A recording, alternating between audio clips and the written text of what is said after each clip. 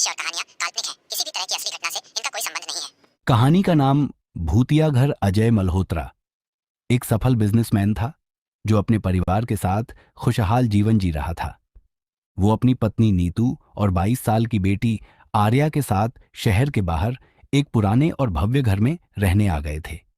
ये घर काफी बड़ा और सुनसान इलाके में था, जहां अजीब और डरावनी घटनाएं पहले भी घट चुकी थी। लोग कहते थे कि इस घर में एक भूत बसा हुआ है जो किसी भी बदलाव को बर्दाश्त नहीं करता और जो भी उसे छेड़ता है वह उसे अपनी जान से मार डालता है। अजय ने इन सब बातों को केवल अफवाहें मानकर नजरअंदाज कर दिया और अपने परिवार के साथ नए घर में रहने आ गए। घर को सुधारने के लिए उसने तय किया कि वह कुछ समय तक किराए के घर में रहेगा और फिर अपने पुराने घर में वापस आकर बदलाव पहला दिन डर की शुरुआत। अजय और उनका परिवार घर में दाखिल हुए। ये घर विशाल था और इसके वातावरण में कुछ अजीब सा था, लेकिन अजय ने इसे महज एक पुराना घर मान लिया। अगले दिन अजय ने घर के कुछ हिस्सों में काम शुरू करवा दिया। जब पेंटर घर के एक पुराने कमरे में रंग कर रहा था, तभी अचानक कमरे से चीखने की आवाज आई। पेंटर का चेहरा सफेद पड़ा था और उसने घर छोड़ने का फैसला किया। अजय ने उसे समझाया कि यह बस उसकी सोच का असर है, लेकिन अगले दिन पेंटर की लाश घर में पाई गई। उसकी आंखें खुली हुई थीं और शरीर पर अजीब से घाव थे, जैसे किसी ने उसे खींच कर मारा हो। पूरे घर में खौफ फैल गया। नीतू डरी हुई बोली, अजय, हमें इस घर से बाहर निकलना चाहिए। यहाँ कुछ ठीक नहीं है। गम का राज, आत्मा की कहानी। अजय ने घर के पुराने मालिक के बारे में जानकारी जुटानी शुरू की। वह जानता था कि यहाँ कुछ गलत है और उसे इसकी वजह जाननी थी।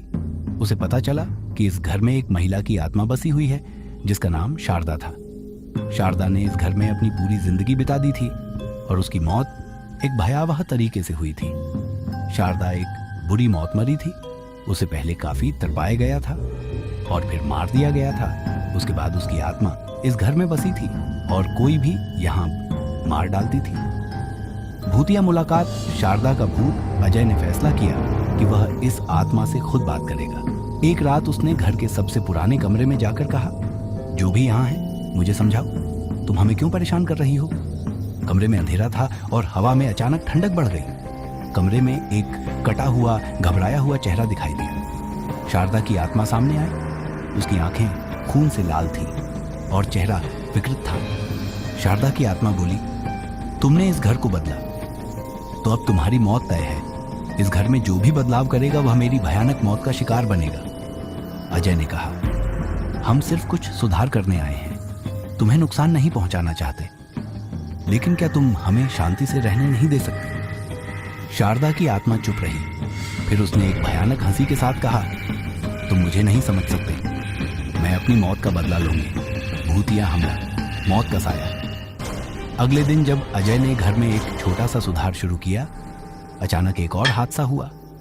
इस बार घर का एक और कर्मचारी जो दीवार की मरम्मत कर रहा था, खून से सना हुआ पाया गया। उसकी लाश एक कोने में पड़ी थी और उसके शरीर पर अजीब से घसीटे जाने के निशान थे। यह घटना अजय के लिए बहुत डरावनी थी और उसने तय किया कि अब वह कुछ करेगा।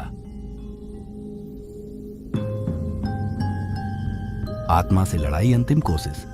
अजय ने अपनी पत्नी नीतू और बेटी आर्या से कहा, हमें इस घर से बाहर जाना होगा, लेकिन मैं चाहता हूं कि पहले मैं शारदा की आत्मा से बात करके उसे शांत करूं। अजय ने एक पूजा पद्धति शुरू की ताकि शारदा की आत्मा को शांति मिल सके। वह घर के सबसे पुराने कमरे में गया और वहां पूजा शुरू की। जब वह पूजा कर रहा था, अचानक शारदा की आत्मा फिर से प्रकट हुई। उसकी आंखें अब और भी ज्यादा भयानक हो चुकी थी। उसने चीखते हुए कहा, तुम मुझे नहीं रोक सकते, तुम सब मरने वाले हो। लेकिन अजय ने हिम्मत जुटाई और कहा, अगर तुमने हमें छोड़ दिया तो हम इस घर को तुम्हारे जैसा नहीं बदलने देंगे। हम इसे जैसा था वैसा ही रखेंगे। आत्मा की शांति। शारदा की विदाई। अजय की बातों ने शारदा की आत्मा को समझाया। उसने धीरे धीरे अपना रूप बदला और अजय को धन्यवाद दिया। तुम्हारी बातें सही हैं, उसने कहा, अब मैं शांति से जा सकती हूं। इसके बाद शारदा की आत्मा गायब हो गई और घर में एक सुकून की हवा आई। अंतिम निर्णय, नया जीवन। अजय और उनका परिवार फिर से उस घर में रहने लगे, लेकिन अब वह घर को बदले बिना ही उसकी खूबसूरती को बनाए रख रहे थे।